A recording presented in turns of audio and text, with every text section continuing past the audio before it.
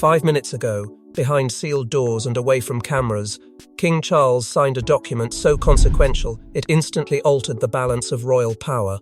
No announcement, no ceremony, just ink, intention, and finality. What this document does is unprecedented, quietly removing Camilla from the future royal trust. Not tomorrow, not eventually, immediately. And the reasons behind it are more unsettling than anyone expected. Before we go deeper into what this really means for the royal family, make sure to subscribe so you don't miss a single update. The speed of it all is what makes this moment so unsettling. Decisions of this magnitude are rarely rushed, yet the urgency surrounding the signing suggested something had reached a breaking point. Palace corridors, usually governed by protocol and patience, tightened with controlled tension. Those closest to the process understood immediately that this was not a symbolic adjustment or a routine legal refinement. This was decisive, deliberate, and irreversible. Timing, more than the words on the page, carried the real message. Whatever prompted this move had crossed a threshold where waiting became riskier than action. Within minutes, shockwaves rippled through a staff trained to conceal reaction. Expressions froze. Conversations stalled mid-sentence. There was no confusion about what had happened, only disbelief that it had finally occurred. The document had been anticipated in whispers, hinted at in guarded meetings, but never expected to surface with such finality. Its execution confirmed what some had long suspected: this was not impulsive. It was the culmination of a plan carefully constructed over time, refined through hesitation, and triggered by a moment that made delay impossible. The royal trust itself has always represented more than financial security. It is the quiet engine of continuity, safeguarding influence long after reigns end and headlines fade. Inclusion signals permanence, a place in the future architecture of power. Removal signals something far more severe. By striking Camilla's name from its future structure, the crown wasn't merely adjusting assets, it was redefining boundaries. The trust determines who holds leverage when public roles evolve, who remains anchored when titles shift, and who quietly steps back when history moves on. What makes this moment particularly ominous is the silence that followed. No briefing, no reassurance, no attempt to soften the implications. Silence, in this case, was not absence, it was confirmation. It allowed speculation to grow unchecked, and it underscored the gravity of the decision. Those who understood the trust's importance recognized immediately that this move signaled more than financial recalibration. It suggested a strategic realignment of legacy itself, one that prioritizes stability over sentiment and structure over symbolism. Foreshadowing hangs heavy over this signature. When power adjusts behind closed doors, it rarely does so in isolation. This document feels less like an ending and more like the first visible crack in a larger shift already underway. The balance of authority has changed, and with it, the trajectory of the monarchy's future. What remains unseen for now is how far that change will reach, and who else will feel its impact as the consequences begin to unfold. But to understand why this signature mattered so much, we must understand what the royal trust actually controls. The royal trust isn't just about money, it's about control. Control over property, influence, inheritance, and future authority.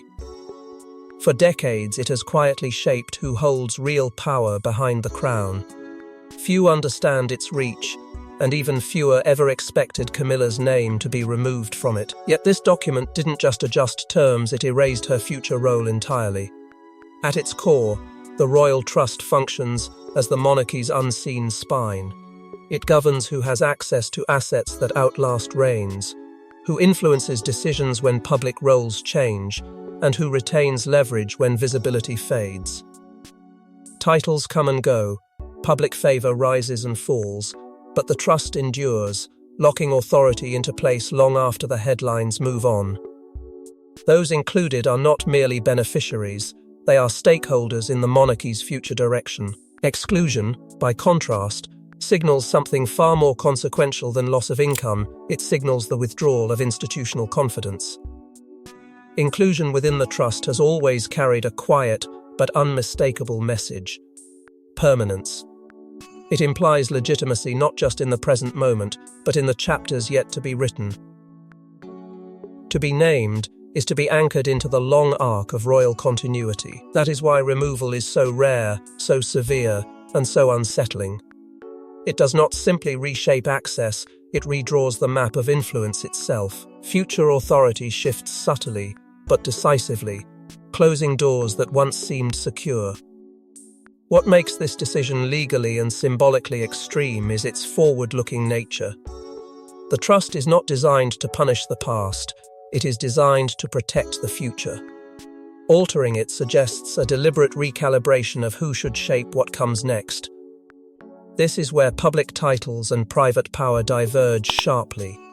A public role can be ceremonial, even performative. Private inclusion in the trust is operational. It determines who matters when cameras are gone, and decisions must endure scrutiny without applause. The trust's quiet dominance explains why its movements are rarely discussed openly. It has always operated in the background, immune to daily controversy, resistant to emotional swings. That resistance is intentional. Stability depends on predictability, and predictability depends on restraint, which is why the act of removal carries such weight. It introduces uncertainty where certainty was once assumed. It tells insiders that the rules are being enforced with renewed seriousness, and that proximity to the crown does not guarantee permanence within its power structure. For those who understand the trust's role, this moment feels less like an adjustment and more like a revelation. It exposes how much of the monarchy's real authority has never been about who stands beside the sovereign, but about who is quietly embedded in the machinery that sustains the institution. The backbone, once flexed, reminds everyone where strength truly lies, and that raises the question no one in the palace wants to answer: why was Camilla ever placed there in the first place? Camilla's presence within the royal trust was never guaranteed, it was negotiated, protected, and quietly controversial. Her inclusion symbolized acceptance, stability, and permanence, but it also masked deep unease within royal ranks. This document doesn't just remove her name, it exposes how fragile her position may have been all along. From the moment Camilla was placed within the trust, it carried the weight of symbolic approval. To insiders, it signaled that her role had moved beyond tolerance into legitimacy, that the institution had chosen consolidation over conflict.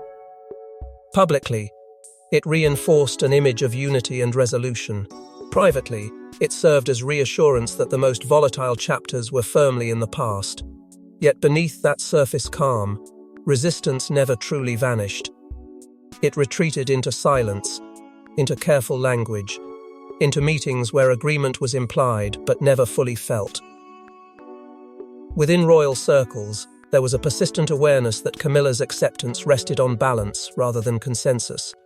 The Archbishop's confidants describe a divide between what was presented outwardly and what lingered behind closed doors. Public unity became a performance of stability, while private doubt remained unresolved.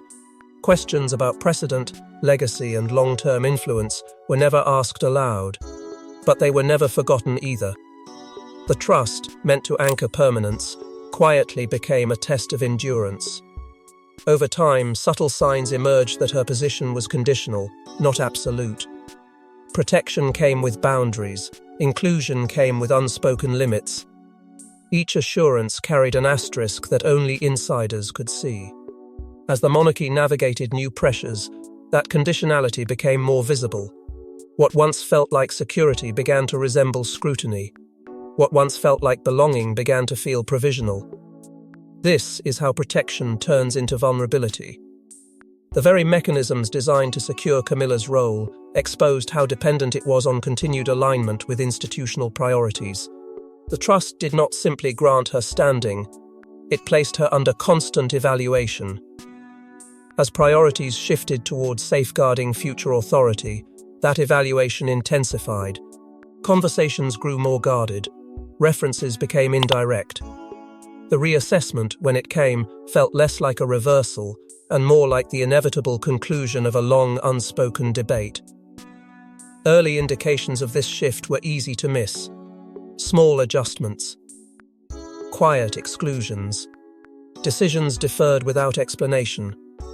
To the outside world, nothing appeared amiss. But internally, the reassessment was underway, guided not by sentiment but by calculation. The monarchy has always survived by choosing continuity over comfort, and Camilla's position was increasingly measured against that standard. By the time the document was signed, the fragility of her standing was no longer theoretical. It was acknowledged, analysed, and acted upon. The removal did not create doubt, it confirmed it. It revealed that acceptance had limits, and permanence had conditions. The trust, once seen as a guarantee, became the instrument that clarified those boundaries with finality. And behind that reassessment lies a reason far more calculated than emotion. This wasn't sudden, it was inevitable. The document signed minutes ago was the final step in a process driven by mounting pressure, legal, institutional, and personal. King Charles didn't act in anger. He acted because delay had become more dangerous than action. For months, warnings had been accumulating in quiet, measured tones. Advisories arrived framed as caution, not alarm, yet the message beneath them grew harder to ignore. Each memo, each briefing, each carefully worded concern pointed to the same conclusion. The future governance of the trust was becoming a liability rather than a safeguard. What once provided stability now threatened complication. The monarchy's strength has always depended on anticipating pressure before it becomes public crisis, and those closest to the crown understood the window for discretion was closing. Legal considerations sharpened the urgency. The trust is designed to operate beyond personalities, beyond sentiment, and beyond shifting public moods. Its integrity relies on clarity, not ambiguity. As succession planning moved from abstract discussion to immediate reality, unresolved questions around future authority began to look reckless. Advisors warned that leaving matters untouched would invite later disputes far more destabilizing than any immediate backlash. In that calculus, inaction became its own form of risk. Legacy weighed heavily in these deliberations. King Charles has always been acutely aware that his reign would be measured not just by symbolism, but by structure. The decisions made now would echo long after ceremonies faded from memory. He understood that succession does not forgive uncertainty, it amplifies it. Protecting the future crown required decisions that were clean, decisive, and defensible under scrutiny yet to come. Comfort, in this context, was a luxury he could not afford. The cost of inaction grew clearer by the day. Every postponement invited speculation. Every delay created room for misinterpretation. The longer the issue lingered unresolved, the more power it accumulated in silence. Advisors did not need to raise their voices. The implications spoke for themselves. A controlled rupture now, they argued, would be far less damaging than an uncontrolled reckoning later. There was a moment brief, decisive when inevitability hardened into choice. The moment King Charles accepted that decisiveness, not delay, was the only path forward. This was not about settling scores or revisiting old wounds. It was about enforcing boundaries before they dissolved entirely. In choosing action, he chose clarity. In choosing clarity, he accepted the fallout as the price of stability. What makes this moment so tense is that it was never meant to be dramatic. It was meant to be preventative. Yet preventative decisions, when exposed, often appear ruthless. They strip away comforting narratives and replace them with hard lines. The document signing was not a gesture of emotion.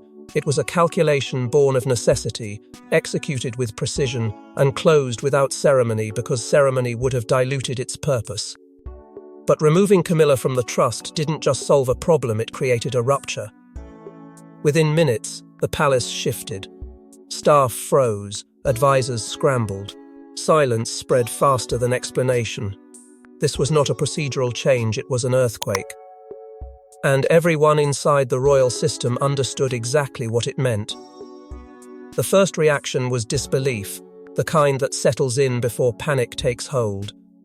People reread messages they already understood, searching for a misinterpretation that didn't exist. Years of protocol had not prepared them for something this final, this abrupt. Doors closed quietly.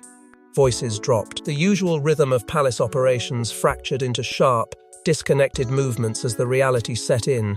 A line had been crossed that could not be uncrossed. What made the shock so intense was the certainty that this decision could not be undone quietly. There would be no discreet revision, no private clarification, no gentle recalibration over time. The document was clean, decisive, absolute. Advisors realized immediately that containment would be impossible. This was not an issue that could be managed with careful phrasing or delayed disclosure. The implications were too structural, too fundamental. Once power shifts at this level, the system remembers. Caught in the center were advisors forced into impossible positions. Loyalty demanded silence. Responsibility demanded preparation. Damage control began before explanations even existed. Every call carried urgency. Every pause felt dangerous. The question was no longer whether the news would surface, but when and in what form. Fear of leaks spread rapidly, because moments like this attract attention from every corner. Information becomes currency, and currency is rarely held for long. Behind closed doors, the emotional strain was unmistakable. Some felt betrayed by the speed. Others felt relief that a long-suspected decision had finally been made. A few understood immediately that their own roles might shift next. In moments like this, hierarchy tightens, but trust thins. People begin to measure their words, reassess alliances, and anticipate consequences that have yet to take shape. The palace, so often presented as unified and composed, revealed its human underside tense, reactive, and deeply unsettled. There was also recognition, almost immediate, that this moment would not remain internal. The monarchy survives on perception as much as authority, and perception is fragile when actions speak louder than narratives. Advisors knew that once even fragments of this decision reached the public sphere, interpretations would multiply beyond control. Motives would be questioned. Relationships would be re-examined. Silence, once a shield, would become an accusation. The urgency intensified as the realization spread that timing was no longer theirs to command. The palace could not decide when the world would learn, only how prepared it would be when it did. Every second mattered. Every misstep threatened to widen the rupture already forming beneath the surface. This was the cost of decisive action: clarity at the center, chaos at the edges. And in that chaos, one truth became unavoidable. Power had shifted, and with it, the balance that held the monarchy together through quiet compromise. What followed would test not just strategy, but resilience. The palace could steady itself internally, but it could not stop the tremor from traveling outward, because once power shifts internally, the public consequences are never far behind. Outwardly, nothing changed. Smiles remained. Protocol continued. But beneath the surface, the monarchy was no longer aligned with its image. The removal of Camilla from the trust revealed a stark truth: public unity had been masking private fracture. The contrast became impossible to ignore once the internal decision met the external performance. Symbolic roles continued uninterrupted, polished and precise, yet real authority had already shifted elsewhere. This is the quiet paradox of the monarchy: ceremony reassures, while power operates silently. The trust's decision exposed how easily the two can drift apart. What the public sees is continuity. What insiders understand is recalibration. And when those realities diverge, stability becomes performative rather than structural. Public appearances now carry a new weight because they risk misdirection. The smiles are no longer confirmations, they are compensations. Every gesture must now work harder to conceal what has already changed. Image management, once an asset, has begun to strain under the pressure of contradiction. The more carefully the surface is maintained, the more fragile it appears. When authority no longer matches appearance, even routine rituals invite scrutiny they were never designed to withstand. This is where exposure becomes a threat. Contradictions do not remain hidden forever. They surface through inconsistency, through leaks, through moments when narrative control falters. The danger is not outrage, it is doubt. Doubt spreads quietly, asking questions without demanding answers. Why does the public message sound unified when internal decisions suggest division? Why do assurances feel rehearsed when outcomes feel final? Each unanswered question chips away at credibility. Credibility erosion is not dramatic. It is cumulative. The monarchy has survived scandals precisely because it has preserved a sense of coherence. Once that coherence frays, resilience weakens. The trust's decision has created a gap between what is said and what is done, and gaps invite interpretation. Every statement now risks being read against what the institution chose not to say. Silence, once protective, now feels conspicuous. The unsettling truth is that unity can no longer be assumed, it must be proven. And proof requires alignment between authority and appearance. Until that alignment is restored, every public moment carries the risk of being perceived as incomplete. The monarchy's greatest strength, its ability to project continuity, has become its most delicate vulnerability. The image still holds, but the structure beneath it has shifted, and structures determine outcomes long after images fade. Foreshadowing hangs over this imbalance.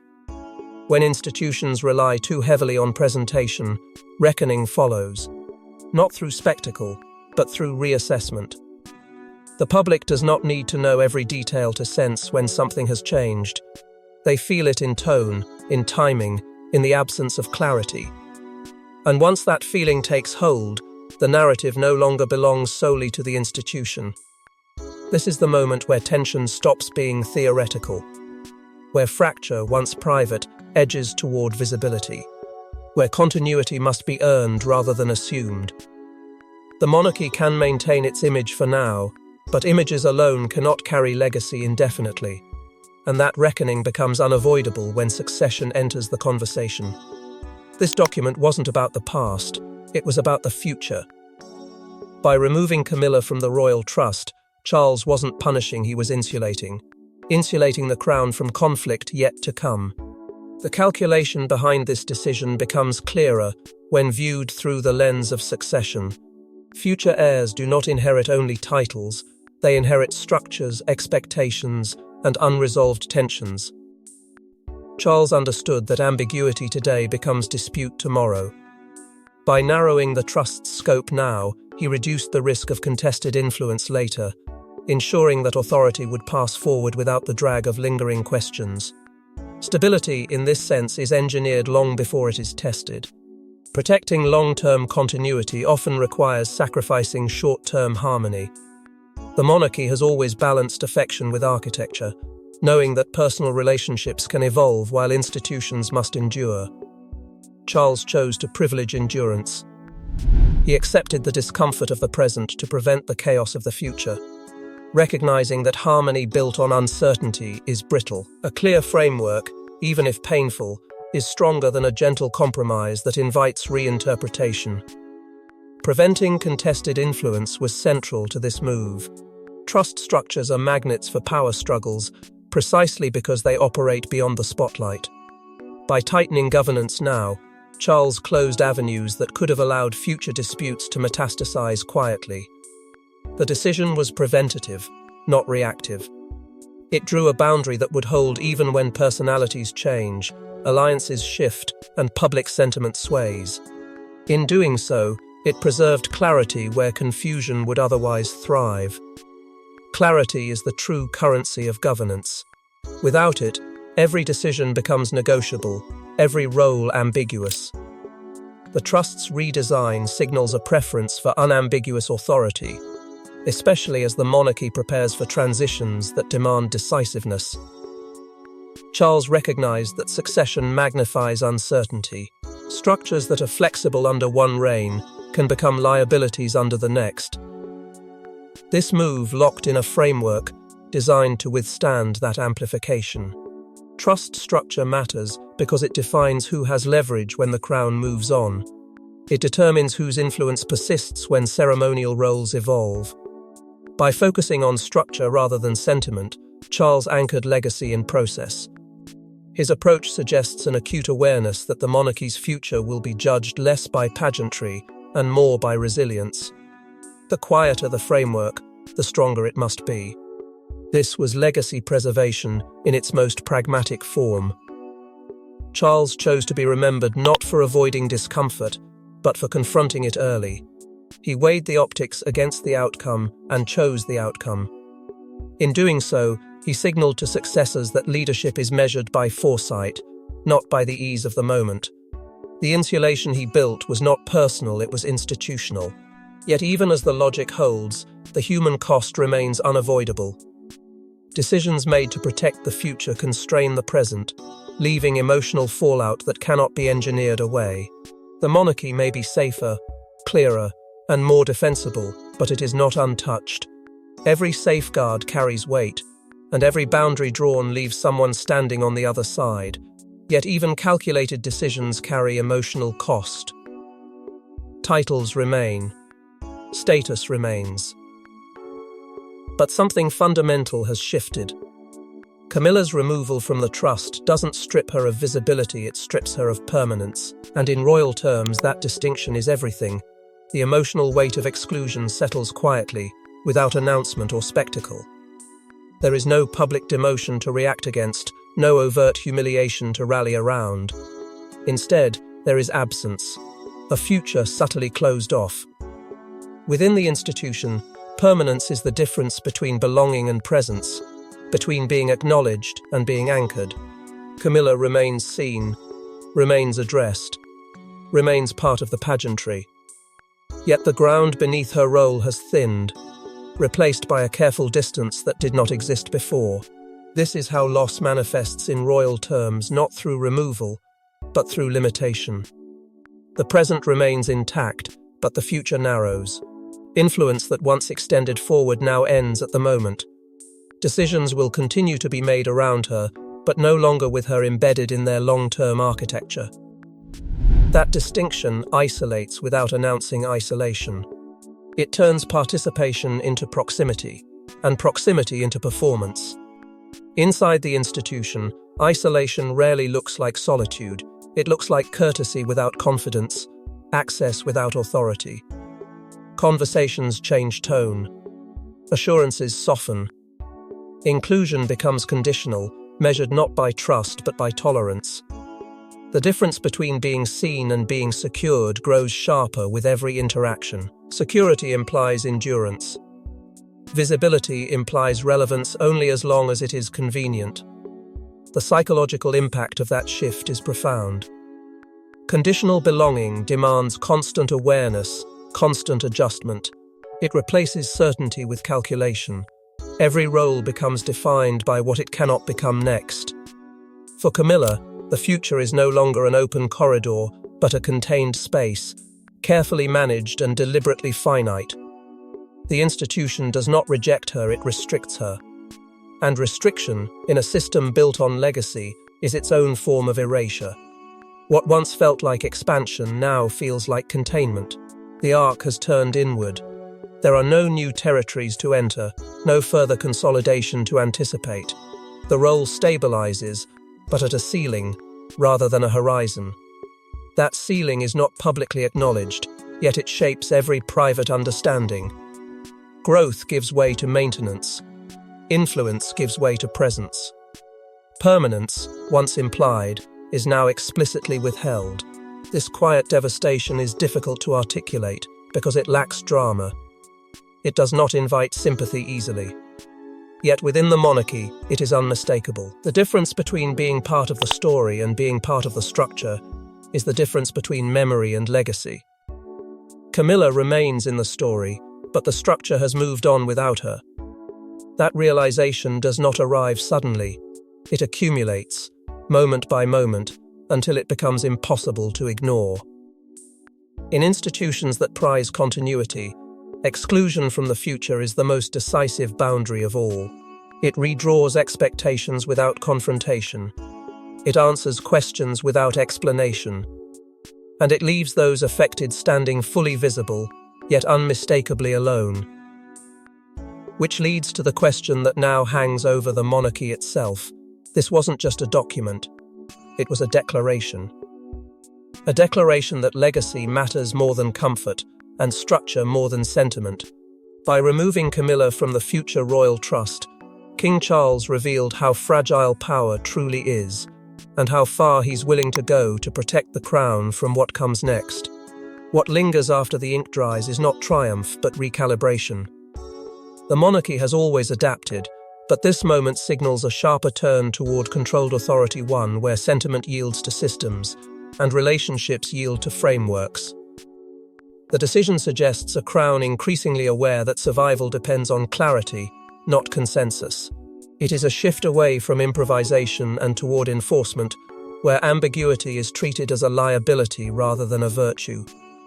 This declaration carries a warning about what may follow. Internal restructuring rarely stops at a single document. Once boundaries are asserted, they invite review elsewhere. Roles are reassessed. Safeguards are tightened. Quiet assumptions are re-examined. The monarchy's internal map has changed, and maps redraw paths even when no one announces the route. Those who move within the institution feel at first an adjustment in tone, a recalibration of access, a narrowing of what is possible. The cost of choosing legacy over loyalty is felt most acutely in the spaces where silence gathers. Loyalty asks for patience, legacy demands decisions. Charles chose the latter, accepting the strain that follows.